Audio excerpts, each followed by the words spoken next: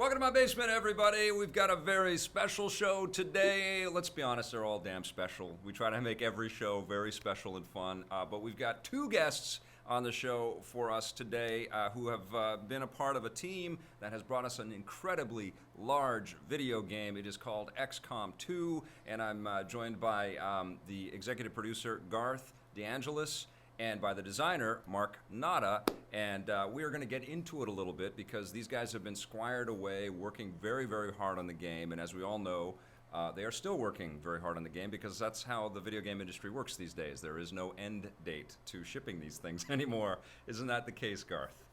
Oh yes, it is a behemoth of a game. Yes. Yes, well, congrats on the launch and the glowing reviews. And I have to tell you, I'm about 5 hours into this thing. I loved it. I streamed some, and I got some excellence, and then I got killed a lot. It took me about 5 tries to get past the first mission, because if you don't stay with XCOM, you lose your skills with a Z. You know what I'm saying? Like, this is something that you got to kind of shift back into. It's like golf. You can't get off the the field. You got to stick with it. Yeah. And lose those skills a little bit. Talk to me about the resurgence of XCOM. Obviously, this was a huge computer game back in the early 90s? Yes. Early 90s. And 2K and Firaxis really thought that this could be revitalized, and it was, expertly so, on the consoles and the tablets, but also definitely on the PC. And Mac, I think, too, right? It's basically everywhere, right? Yep. Talk about were you involved with XCOM coming back, or a part of the decision? Yeah. Yeah. There's a lot of people on the team still on XCOM 2 that were a part of Enemy Unknown, which was Firaxis' sort of re-envisioning of UFO defense. Jake Solomon, our creative director, was sort of the spark that brought XCOM back into the fold. And he was one of the biggest fans from the original UFO defense, and really believed that a strategy house like Firaxis could do it justice and bring it back. And there was a small team that was working with him to prototype it. What feels like a really long time ago now. And that was a process, and it was a wonderful partnership with the publisher too, 2K, to sort of give the opportunity to us to say, oh yeah, sure, you can take a turn-based game that. There really isn't a precedent out there right now for huge AAA games to have that sort of timeless design, and we'll give it sort of these AAA production values and bring it back to the fold. So we're really excited that we had the opportunity to now make a sequel and hopefully keep it going. That's one of the things that I really appreciate about 2K. They're not a noisy publisher, but they get involved with some pretty elaborate and ambitious games. And they surprise us as a game publisher over and over again with the kind of consistent quality with a lot of the titles. And you're right, that we weren't expecting AAA, cutscenes and sort of movie-style production values with XCOM. Was that an important pillar right from the beginning with you guys? It's like, look, we have to modernize this. This is an audience out there that's going to want that eye candy. We have to do that.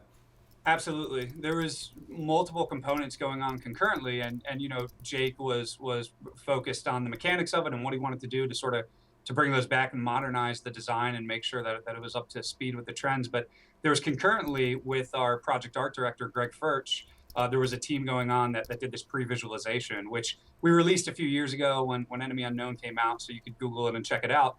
But it was sort of this pre-visualization of gameplay on this farm map that we said, here's what we would do with the UI, with the gameplay, and the fidelity of the visuals if we had the opportunity to bring it back. And it was a huge component of 2K buying into what we wanted to do with it, and then getting behind us and saying, yes, this could be a legitimate game in the modern landscape. Now, Mark, you are a designer on the game. Did you work on the last XCOM as well, or how are you recent to Firaxis? I'm fairly recent. My first and only project so far has been XCOM 2. I obviously played a lot of Enemy Unknown, Enemy Within. Congratulations! That's awesome. Yeah. How long have you been there? Almost 3-ish years. Yeah, 3-ish years. What an amazing first game, man! That's fantastic. I assume they'll all go this well. So tell us about your story and getting involved. I mean, Firaxis is one of the most respected brands, one of the most respected names in games. Man, how'd you get there? just kind of blind luck, I think. Garth actually, This guy. Garth scouted me. He emailed I came kind of directly out of grad school, and threw together a website real quick. Garth emailed my professor, and then next thing I knew, I was, on the phone interviewing, then at Firaxis interviewing, and somehow got the job. Did you wear an Excom sweatshirt to the interview? I didn't. Okay. Good move. I think I was way overdressed. Like I wore like a shirt and tie. Oh, fantastic. I don't remember that. Oh, man. Sure. Yeah. Garth, you got to take pictures of those dudes that show up in suits and ties, man. That's future blackmail material. I love it. Yeah, no, Mark has been awesome. He has played such a critical role right out of school on this game. Yeah. Working with design and designing so many of the elements himself on the strategy layer. So he's been a huge win for the project. Yeah, it's been really great. So Mark, what did you fix? Oh yeah, everything. Yeah. How many strategy prototypes did you make? I did a good amount of strategy. So yeah, my work that I kind of did when I started was I'm also a gameplay programmer. So it'd be kind of weird for like as a designer to come in and be like just start telling people what to do all the time. So I obviously helped with design meetings and stuff, but I started out mostly working on the procedural level stuff, so get tools for the level designers in the game, and then eventually shifted to being like the main strategy layer guy. So I'd quickly throw together prototypes so we could try out ideas and iterate really fast, and then eventually it turned into me being kind of the point programmer and designer with Jake on the strategy layer, and then eventually it turned into balancing and all this other stuff. You got to roll with the issues, I guess, right, as they come up? Yeah, depending on where you are in the project, I might be like a full gameplay programmer.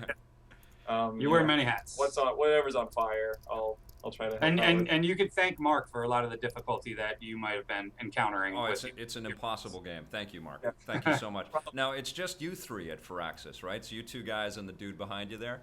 Yeah. Yeah. Okay. We made the that door, it just leads outside. And it's just right outside the front door. That's amazing. Now, how big of a team is Firaxis? We don't talk exact specifics. It's a pretty big team. Yeah. For AAA, I can't give you numbers. I'm sorry, Victor. I wanted to recruit and scout some of your people today. Damn it. For a AAA team, we're actually pretty moderately sized. We're on the smaller side. Hence the wearing many hats. Things. Yeah, that's right. Yes. There are a lot of people on the team that wear many hats and do a lot of things, and a lot of really talented senior people here that contribute in many ways to the game. The procedural design of the levels. Talk to me about that, because I think that's one of the key pillars of the sequel here, right? Yeah, it is. It's one of the core things that we wanted to do. We heard from the fans after Enemy Unknown. They loved the maps, but they wanted more maps. And as you remember, they were sort of handcrafted. And we knew we wanted to sort of crack that code of procedural maps. So it really adds this element of longevity to the game and sort of bringing the player back overall, not just procedural maps. We wanted there to sort of be this siren call to the player of, I haven't seen the same thing twice, whether it's on the strategy side with the choices that they have, mechanics. We wanted this layer of unpredictability. Yep. So it really feeds into that. And you can't predict layouts anymore on a lower level. You don't know where the spawn points are going to be. You don't know what you're going to get, what objective is going to be procedurally created on the map that also has procedural geometry. So it just feeds into the whole package of everything being different every time you play. It also feeds into the time and the clock counting down on you in a really big way as well, right? Because there's that extra pressure of like, I don't know what I'm getting myself into. And some missions go beautifully, and then you get out and it's like, oh God, I'm getting this. And then the next mission, you're just like, oh my God, they're spawning right on top of me. I guess that's part of the challenge is you don't want to be unfair, but you want to kind of keep, juicing the player and challenging them. Yeah. I think the big challenge with it is getting that handcrafted feel that EU had, great tactical combat, but also the replayability that Garth's talking about. So a lot of work went into that, trying to, make sure even though stuff is procedurally generated and we randomly place patrols and objectives and your spawn points, making sure that's all, balanced and fair, and you still get that great tactical gameplay that Enemy Unknown and Within we're known for. And the timers as well. I mean, the mission timers are such a new component, and you know, and we hear all feedback. We know that there's some mixed opinions Some on them people for your are a fan. first for your first impression, but Yeah. you know, not every map has mission timers, but we really like them because one of the things that we wanted to do from a high level was sort of force you to relearn the game, and you're not just going back into Enemy Unknown and using the same exact micro tactics. Yeah.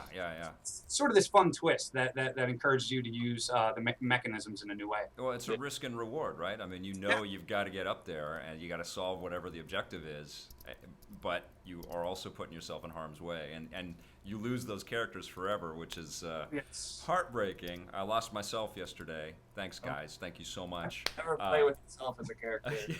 That's a first mistake. Well, What are you talking about? Never play with yourself, Gareth. So good tip right there. Never play with yourself while you're playing XCOM. But break it down for, you know, there might be a few people that are watching this video because we're going to re-post it to our various video services out there, YouTube and whatever, that may not be super familiar with the allure of XCOM, but also the story of XCOM 2. So tell us kind of why this game is significant as a brand, as a whole sort of franchise, but also what you guys did with XCOM 2 that really typifies it. I mean, I truly believe why XCOM is so significant is it's a strategy game. Mm-hmm. It obviously has that legacy from the originals in the early 90s, but there isn't quite a strategy game like it with how the pieces are all put together. You're fending off an alien invasion, and you have this really cool high-level gameplay where you have your own base, you're in command of your own personnel, both soldiers, but then also scientists and engineers, because you need to advance technology to keep up with the enemies that are invading Earth. And then you also have that high-level portion, but then you also have the boots on the ground component, where you take those soldiers from your base and you actually have to strike at the heart of the aliens in these firefights on the ground, in these really cool, tense, turn-based battles. And then you get sort of these combat puzzles on those missions that are really interesting because your soldiers can level up and the aliens have all these unique abilities and there's all these really cool components to that. All of that tied together is what I think makes XCOM special. I'm trying to sum it up for you, but there's so much there. There is, yeah. Last night I fought an alien that was a human, and then he turned into like a Clayface from Batman, kind of. Yes. It just this giant thing, and he came up and he's the guy that killed my character. He just went whoomp, and I was done. But it was that's our faceless, and that's one of the many surprises that we have with our enemies there. But there's so much to it, and why I'm so excited about it. I love all types of games, all types of genres, but XCOM 2 in particular, it's a sequel to Enemy Unknown, the original alien invasion. Mm-hmm. And we're taking sort of a unique narrative approach where, because Enemy Unknown was so hard, what would the world be like if you lost, if XCOM lost in Enemy Unknown, which a lot of our fans did in Enemy Unknown. So we have this world of an alien-occupied Earth, so the tables are kind of turned, and now you're this guerrilla resistance force, and you need to take back Earth. You need to now rebuild XCOM from the ground up. And that feeds into all these new mechanics with concealment and having sort of these more stealth-focused units, and sort of striking at the alien operations with guerrilla warfare, sabotaging facilities, things like that. Yeah, more rogue kind of assaults and stuff. Is the bladed sort of combat, is that a new feature in XCOM 2? Yeah, I love that. That's so satisfying to slice those aliens in half. I love that so much. Yeah, it only gets better as that guy levels up as the ranger class. Gets some pretty crazy abilities with the sword. You know, chain together a bunch of kills. So I had an awesome ranger for one mission last night. Lost him too. So Victor, Victor, you guys are merciless. the same way. Yeah. Mark is trying to tell you there's cool stuff, Victor. If you can get to it, you can keep your guys alive, and then you'll be able to play with these cool abilities. Are you hearing that a ton, even more with XCOM 2? It's been out for a week now, so are you starting to hear like, oh my God, I can't deal? Like, is it? Yeah. I'd love to hear what Mark has to say. Personally, I'm very proud of that. You know, XCOM has always been about challenge, even the original XCOM. It's sort of a game that doesn't care about you or what you feel about it, and it's a simulation that should be very, very hard to master and overcome with lots of interesting decisions at once. So I took a lot of pride in how the direction design went with making this game very, very challenging. It feels that much more satisfying when you do finally master it. Yeah, and I mean, we give you all the tools, probably more tools than you need. So if you can kind of get the basic understanding of how stuff works, and then devise a strategy, you should be okay. And the game's balanced around you losing a few guys, so Yeah. I think it's like, don't go into like, oh, I lost a guy, I'm doomed. Yeah. Because we expect that to happen. We want that to happen. It's almost as important. I mean, it is as important to focus on the meta game of building your base and getting all of the resources to be able to recruit and train and hire the engineers and stuff to just keep. You can't really just go out and just slaughter unless you're. Can people do that? Can you play the game with the first 4 characters if you're that good? Oh man, Could you do it? I'm sure there's some madmen out there that would do that. That would be an amazing stream to watch. This is we should talk to Beagle Rush, right? Yeah. Yeah, we have some really, really awesome, passionate community members and fans that they never cease to amaze me with what they do with the game when they're streaming and how they play it, and they make it harder for themselves and they overcome. So there's some crazy things that I saw Beagle had he posted his picture of his campaign stats on the hardest difficulty and he had 0 deaths. I was like, what? It was Iron Man Legend. Crap. Yeah, so unbelievable. That's awesome. Yeah. That's amazing. Okay, Blake, do we have any questions for these guys? I want to involve the viewers right now if we can. A couple of different people have asked inevitably about the console version. Okay. I don't know if they could talk about it, but who asked? Let's give them let's give them the shout out. Rikomi, Swangor, and I think a few other people did. Okay, so everybody wants to know, including me, because that was the amazing, wonderful surprise about Enemy Unknown is that it came out on the consoles at the same time as the PC version. What? But this time you guys are opting for PC. And we don't know about a console, so everybody wants to know about the console. You're on the spot. Go. Yeah, we're huge fans of all platforms. We decided early with XCOM 2 to focus on one platform. Mm-hmm.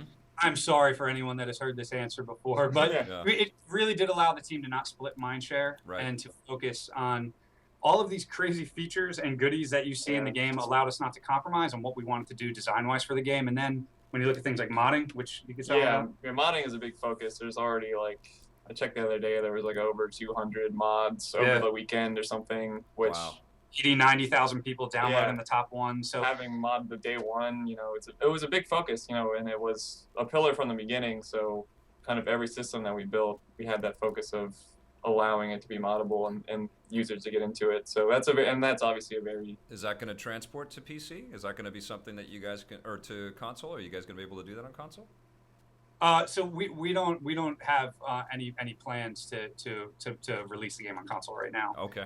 So right now we're focusing on PC. Just making this the best thing that you can. What's that?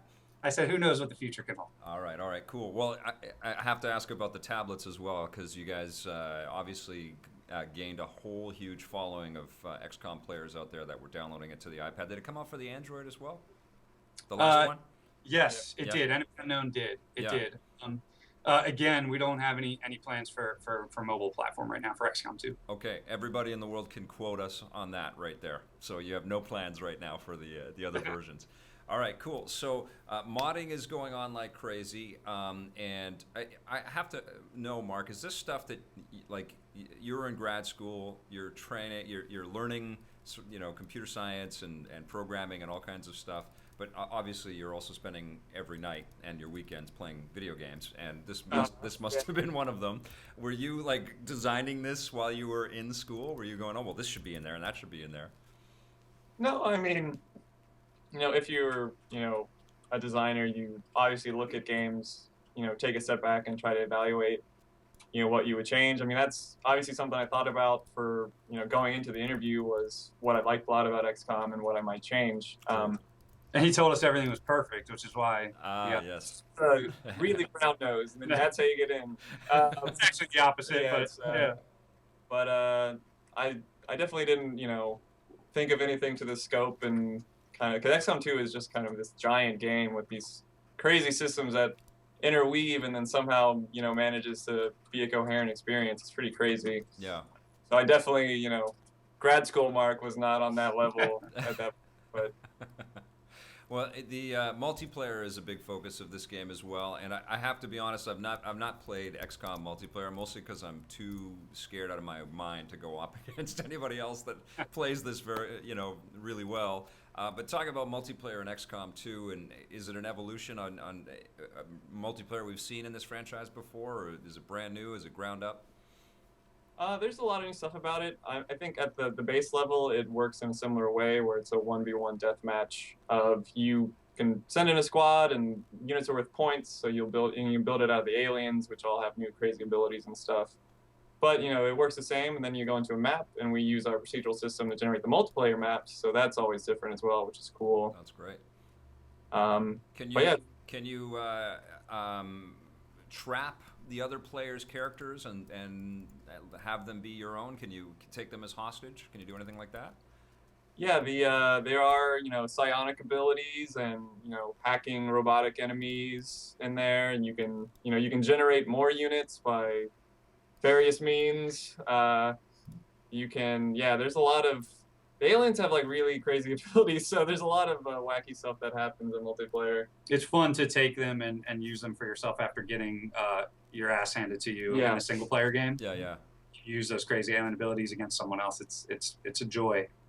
What has the feedback been from players right now? I mean, and I know that universally, I think that everybody's appreciative that we've got a sequel out there, but certainly you must be getting comments that you're taking to heart and you're kind of trying to retune and put back into iterations of this game. What are people saying?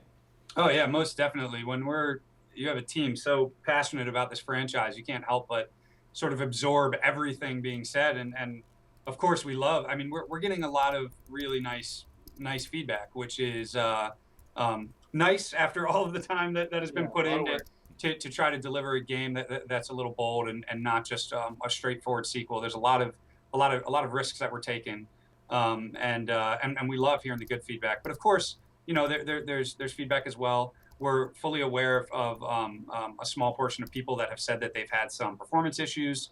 The team is going to continue to support the game post-launch. We want to make sure that everyone can play it and enjoy it, because that's what we want. We want you guys to be able to play it and enjoy it. So the team's constantly looking at that stuff. Are you guys doing your own mods as well internally? Are you creating some stuff to kind of show people what the engine is capable of?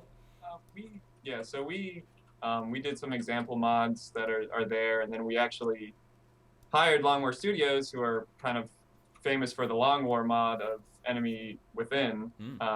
So we hired them to make 3 day one mods that kind of serve as good example templates.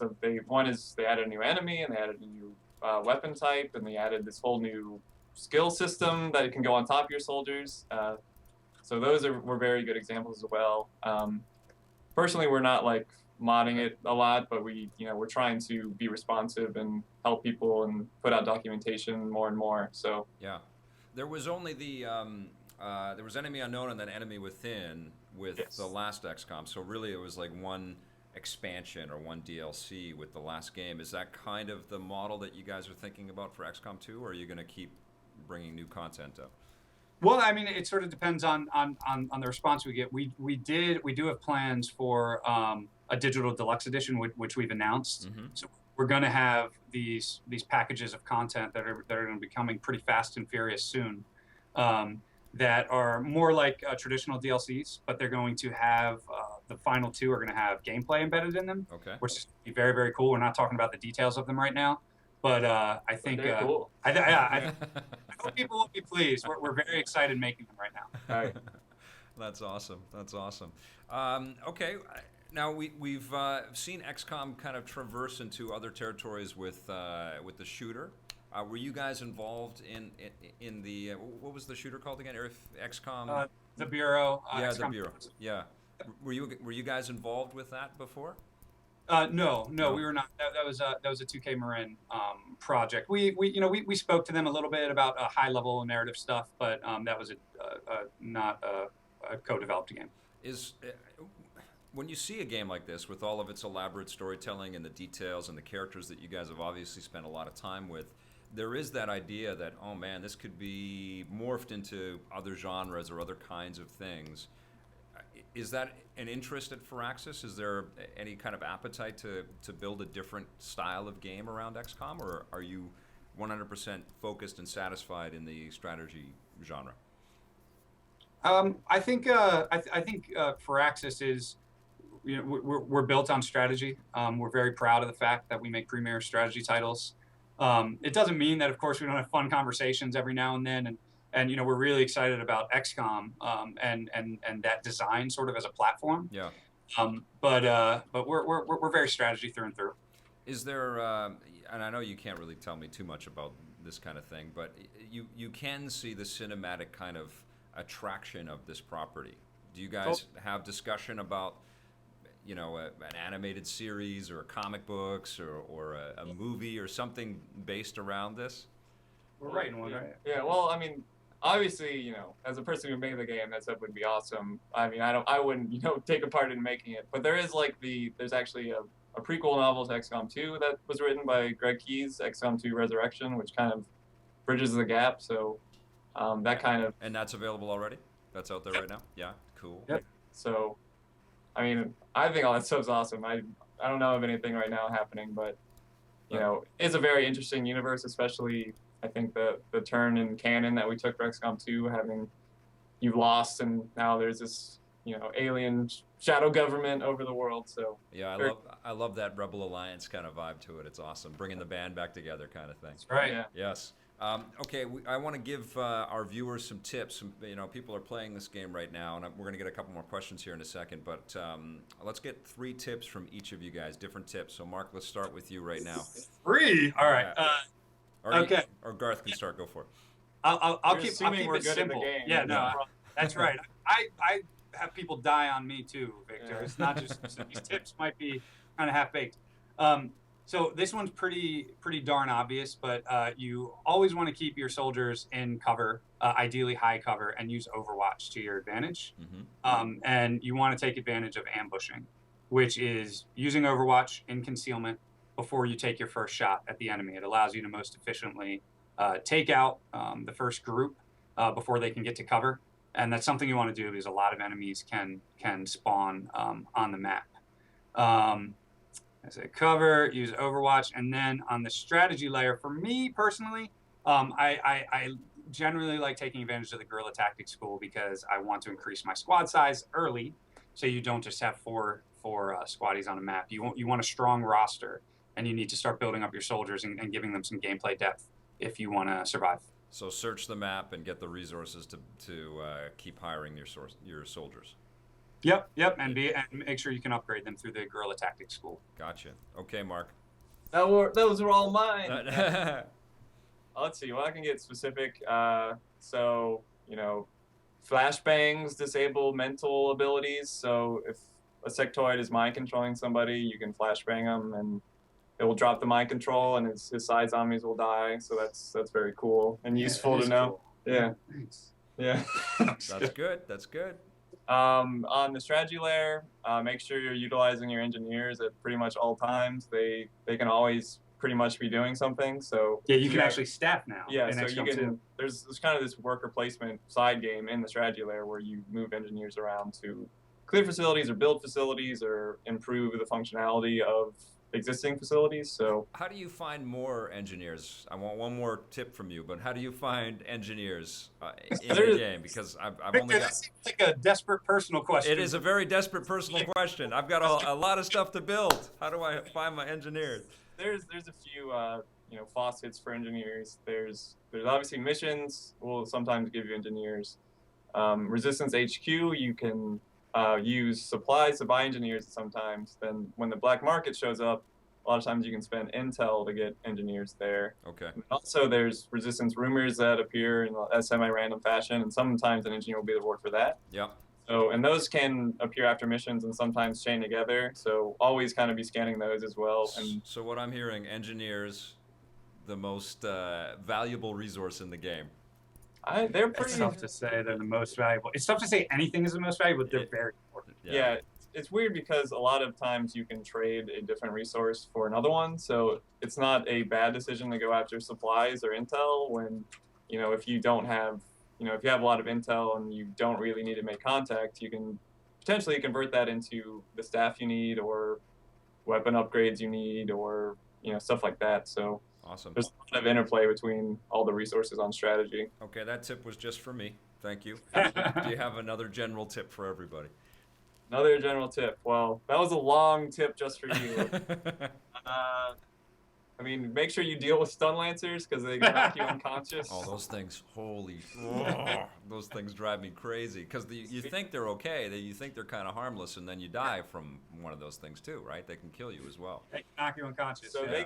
they can melee attack after 2 moves, so don't think you're safe. But, the worst thing they can do besides, they don't do a lot of damage, so if you have full health, you probably won't die. But if you get knocked unconscious, then you'll have to deal with carrying them around and stuff. So try to keep them in a way possible. Is there a character in the map on the alien side that is? Oh, gee, Siri's just going off right now. That's hilarious. Is there a character? She's going to answer. That's hilarious. I've never had that happen before. That would be. She was going to start getting into this interview. Oversized zombies, Victor. Yeah. Is there a character on the alien side that freaks the hell out of you guys? Like, that appears and you go, oh shit, we're not going to get out of this one. We're done.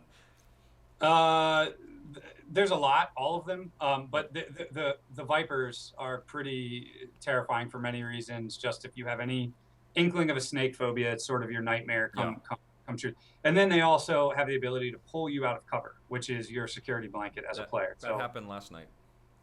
Yeah. Another person found it. Yeah, it was terrible. Terrific way to go. All right, let's get a couple more questions from the audience, from the viewers. Okay, you guys mentioned the stun lancers a minute ago. Hair of Abyss and Soman want to know whose idea was the stun lancers. Whose idea was? Yeah. Yeah. Can we pull them in front of the camera and? Whose idea was the stun lancer? Yeah. It's probably Jake, right? Yeah. Anything super sadistic is probably Jake. That's awesome. Yeah. You got another one, buddy? Yeah, Hunter Seaborn wants to know, what do the XCOM developers think of microtransactions? That's a good question. What do you guys think of microtransactions? It's a hot button topic, I didn't say hot topic button, right? No, it's people are definitely trying to wrap their minds around this new industry that we have that is rife with microtransactions. How do you guys feel about them? Are they a future part of XCOM 2? We don't have plans for them right now. Yeah. We're more fans of the traditional pay one price and then you get unlimited access for this nice bundle of goods and gameplay. Yeah. We have a big focus on player value. So even the post-release DLC we're making, we really are making a good effort to make sure that it's worth the player's dollar. And then obviously we can't do like little changes anymore because we open the whole game up to modding, so people can just do that. So we really, it makes us step up our game with the DLC. So we're really excited about kind of the value of the new content that we can make. What do you mean by that, Mark? You can't do little changes? Well, I mean, we'll do patches and maybe just some balance stuff, but you can't, when you open up modding this much. Oh, right, because it would break their mods if you did too big of a. Yeah. You could break mods, and there's not a lot of value in changing just a few numbers around and trying to sell that when it's just like you could mod that yourself and Right. So we really had a focus to make all of our post-release content have the great Firaxis quality that players expect. That's a great observation about the quality of Firaxis games. I think that's something that you guys have really done a remarkable job at maintaining that caliber over many, many types of games over the years. Why? I think the culture of this studio is pretty unparalleled. I feel lucky to be a part of it. I haven't been here for the whole history, obviously. Yeah. So just a small part of it in the past 7 years or so.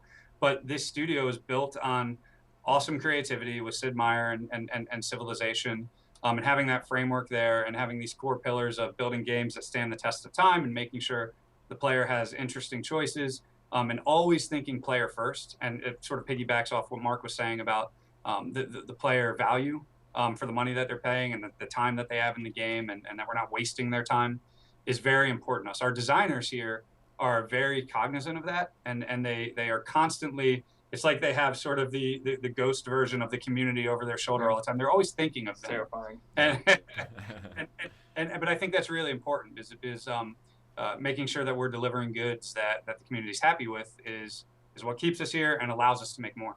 Awesome. Now, Sid Meier was a character in the last game, and he's a character in this game. Is he the same character, or how did you work him in?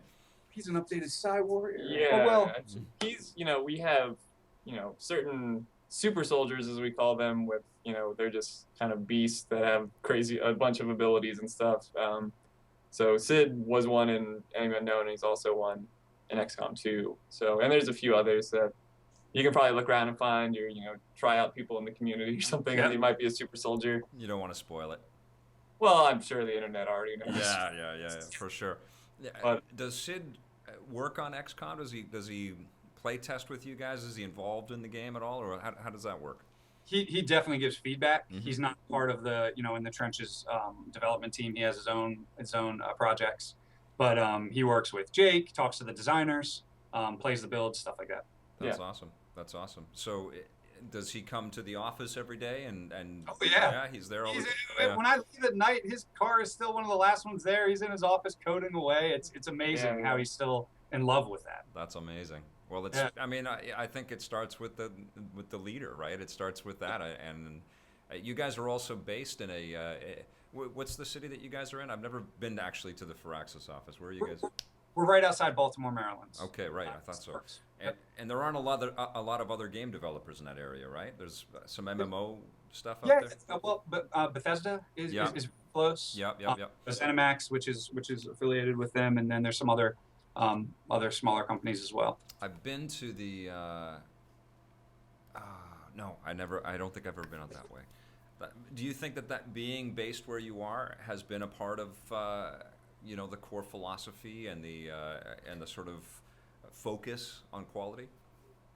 Yeah, I mean, I do think there's history here with some core sort of legendary developers. When you look at Sid and some other folks who started game studios around here, they used to work together and they're doing other things. I think there's a bit of a legacy here in this area that has helped sort of cultivate this ground of these studios that have blossomed.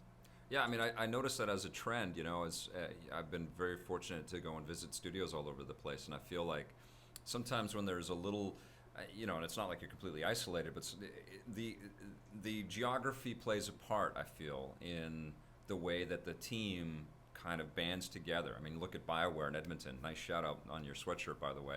But it feels like, where people make the stuff has a part to play in the quality of the stuff. And sometimes I think when you're in a saturated environment like San Francisco, and I'm not dogging any of the developers down there, there's a little more moving around and shifting and team breakup and fracturing and stuff, and I guess you kind of avoid that a little bit when you're a big fish. There's no doubt about, I'm a huge believer, and Bethesda's talked about this as well, even recently with Fallout 4. I'm a huge believer in keeping teams together, having that sort of sustained knowledge across projects. Games are so complex and so interdependent, and so many specialized disciplines that have to work together. To have teams grow together as well, I think is extremely important. And yeah, this is an environment that I think fosters that, and people love being here too. It's a great culture at this studio. Awesome. Do you guys want to make fun of the guy that's behind you? Oh, yeah. No, Kevin. No. Love Kevin. Oh no, he's gonna go. Is Kevin pretending to be busy, or is he really busy? Yes, that's all he does all day. I assume he just tweets and Yes. that's it. That's awesome. That's awesome. Hey, Blake, do we have any more questions? Yeah, here's another tough one. Okay. Mr. Stainer and Epiphany Phoenix have both asked, what can we expect from coming DLC expansions? Yeah, I guess people want some deets. What can we expect from the DLC? Well, did they not hear me? Well, I think we heard good stuff is what we heard. Cool stuff. It's going to be awesome. Look, we did, Kevin, we released the titles, right? Yeah. Okay. Yeah. So we can tell you Anarchy's Children, Mm-hmm. which is going to be... Yeah. Okay. And Anarchy's Children is going to be character customization focused, and it is some wild and crazy stuff. Man, they're awesome. We can't talk about the details of it yet beyond that.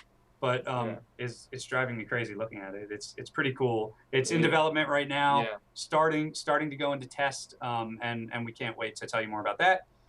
Then we have Alien Hunters and Shen's Last Gift, and there will be gameplay with those, but we cannot talk about that yet. Yes. Okay, so lots more value and cool augmentations for your game. I can't wait for that. Are you guys feeling like you can put XCOM to bed for a while, or is there still a sense of there's more stories to tell? Maybe there's a potential third part of a trilogy that you want to get into. You don't have to reveal any of that stuff, but just we can't talk about DLC, but we can talk about that. No, but I mean, like, how are you guys feeling? No, like, do you want to take a rest and try something else, or is XCOM still getting you out of bed with a big smile every day?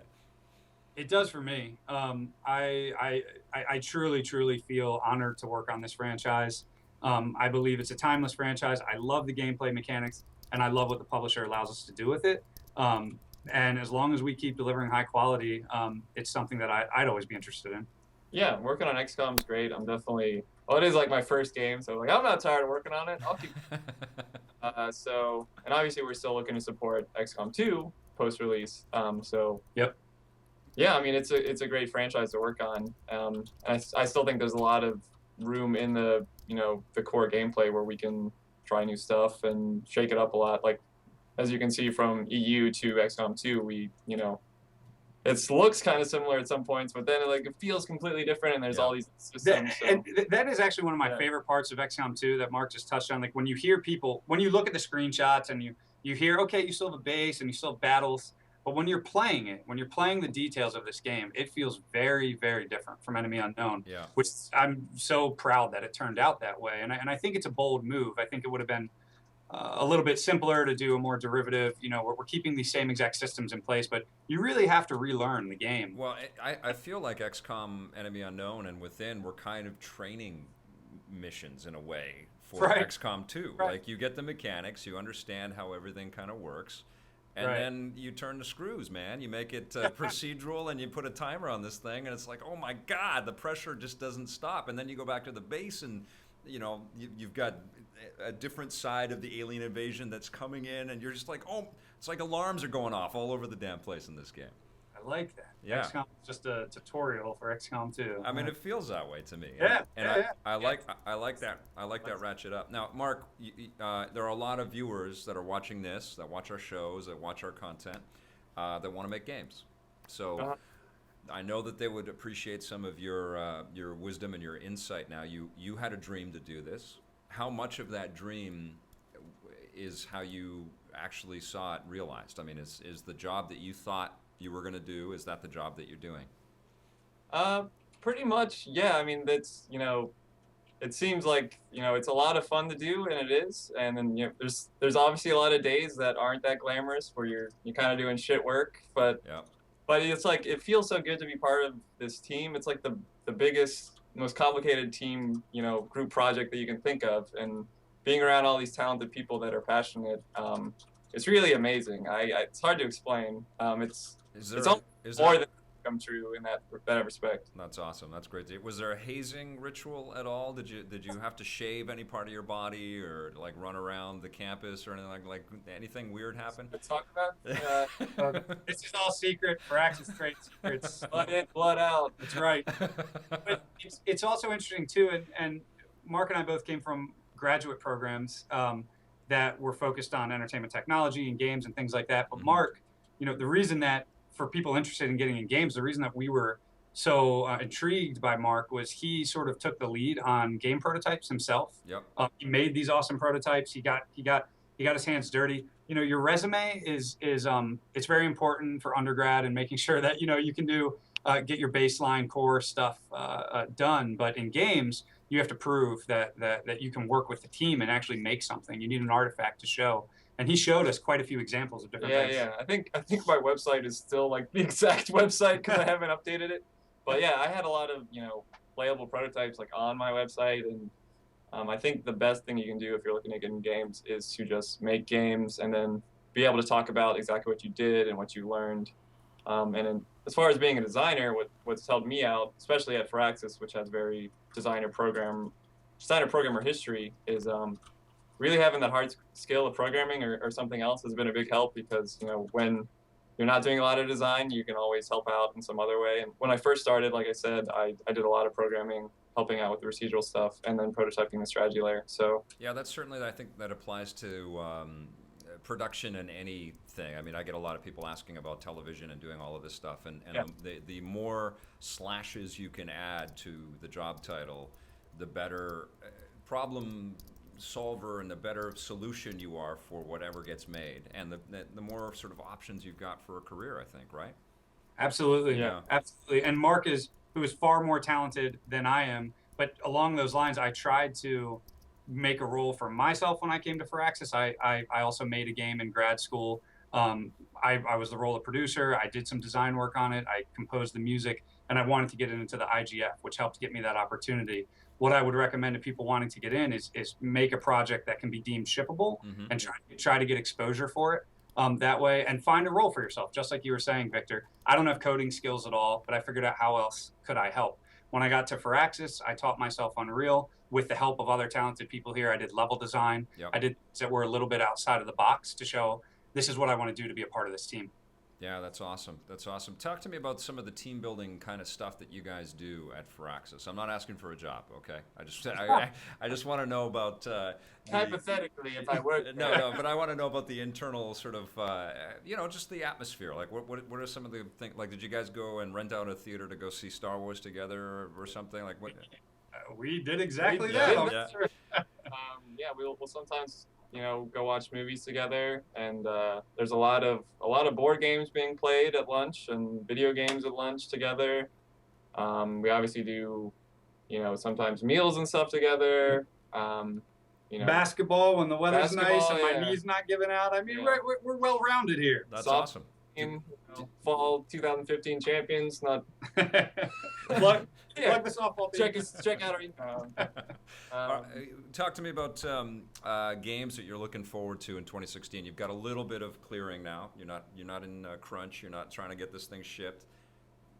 Well, you are. You've got more stuff to do. But yeah, like, what are you kind of trying to carve out space for in your lives that you're going to be playing later on?